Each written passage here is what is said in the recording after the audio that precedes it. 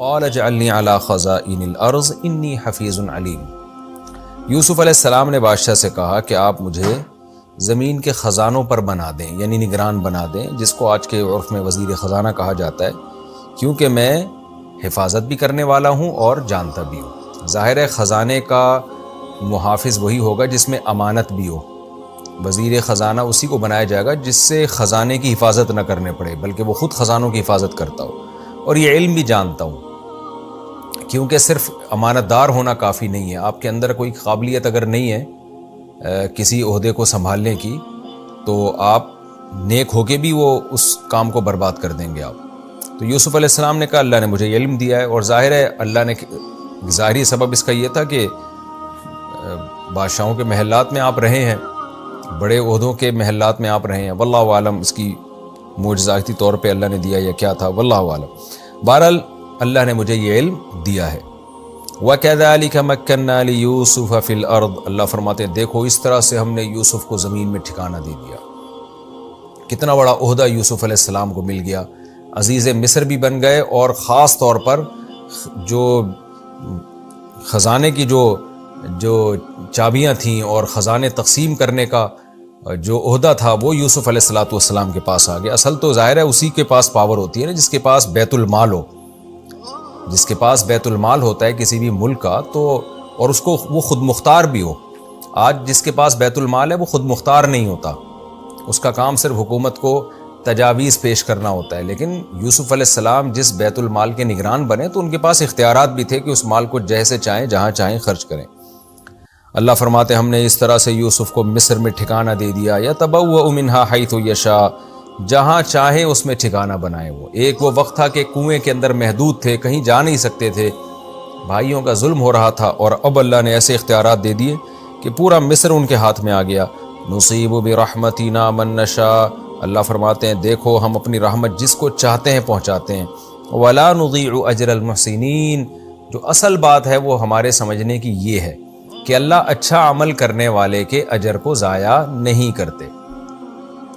آپ کہہ سکتے ہیں دنیا میں یوسف علیہ السلام کو تو اجر مل گیا، ہر ایک کو تو نہیں ملتا، تو خوب سمجھ لیں ایک اجر ہے پاکیزہ زندگی، وہ تو اللہ ہر نیک آدمی کو دیتے ہیں۔ فَلَنُحْيِيَنَّهُ حَيَاةً طَيِّبَةً، قرآن میں آتا ہے کہ ہم اس کو پاکیزہ زندگی دیں گے، ایک جس میں اس کو ایک ضمیر اس کا مطمئن ہوگا، یہ والا اجر ہر ایک کو ملتا ہے، اور پھر اس کے علاوہ بھی مل سکتا ہے جیسے یوسف علیہ السلام کو ملا، اور آخرت کا اجر تو بہرحال اللہ نے سب کو دینا ہے، اسی کا آگے اللہ نے تذکرہ کیا۔ وَلَأَجْرُ الْآخِرَةِ خَيْرٌ، جو نیک لوگوں کو یہ دنیا میں اس طرح کے اجر ملتے ہیں یہ تو کچھ بھی نہیں ہے، آخرت کا اجر اس سے بہت زیادہ بہتر ہے۔ لِلَّذِينَ آمَنُوا، لیکن یہ ان کو ملے گا جو ایمان لائے، وَكَانُوا يَتَّقُونَ، اور برائیوں سے وہ بچا کرتے تھے، ان کو آخرت میں جو اجر ملنے والا ہے وہ اس سے کئی گنا زیادہ ہے۔ یہ ہمارا رکوع کمپلیٹ ہوا، اس میں جو علمی نکات تھے میں نے تفسیر کے دوران بیان کر دیے، خلاصے کے طور پہ میں دوبارہ پیش کر دیتا ہوں۔ یوسف علیہ السلام نے اپنی براءت کے اعلان کا پہلے اہتمام کیا، اس پر میں بہت ڈیٹیل سے بات کر چکا ہوں، اور اس کی حکمت بھی بیان کی کہ میں اس لیے اپنی صفائی بیان کر رہا ہوں تاکہ لوگوں کو پتہ چلے کہ جو خیانت کرنے والے لوگ ہیں ان کا انجام اچھا نہیں ہوتا، اور اپنے نفس کی کبریائی بھی بیان نہیں کی یوسف علیہ السلام نے۔ اس میں ہمیں تواضع سکھائی گئی ہے کہ ہم جب کوئی نیکی کریں اس کی نسبت اللہ کی طرف کریں کہ بھئی اللہ کی توفیق سے۔ یہاں ایک لفظ استعمال ہوا ہے نفس امارہ، علماء نے بیان کیا نفس تین قسم کا ہوتا ہے، قرآن سے ہی پتہ چلتا ہے یہ، ایک نفس لوامہ ہے، ایک نفس امارہ ہے، اور ایک نفس مطمئنہ ہے۔ امارہ کا مطلب برائی کا حکم دینے والا، لوامہ کا مطلب ملامت کرنے والا، یعنی ایک تو وہ نفس ہے جو برائیوں میں گھسا چلا جا رہا ہو، ایک وہ نفس ہے جس برائی کرتا ہے لیکن اس کا نفس اس کو ملامت کرتا ہے کہ یہ غلط ہے، اور تیسرا جو اعلیٰ درجے کا نفس ہے جو پیغمبروں کا اور نیک لوگوں کا ہوتا ہے مطمئنہ، جو نیکی پر مطمئن ہو، وہ برائی کی طرف نہ جائے۔ تو یوسف علیہ السلام کا جو نفس تھا وہ نفس مطمئنہ تھا، اس لیے انہوں نے فرمایا کہ ہر نفس اصل میں تو برائی کا حکم دیتا ہے مگر جس پر میرے رب کا رحم ہو۔ تو ظاہر ہے یوسف علیہ السلام پر اللہ کا رحم تھا، جس کی وجہ سے آپ کا نفس نفس مطمئنہ تھا کہ اطاعت پر مطمئن۔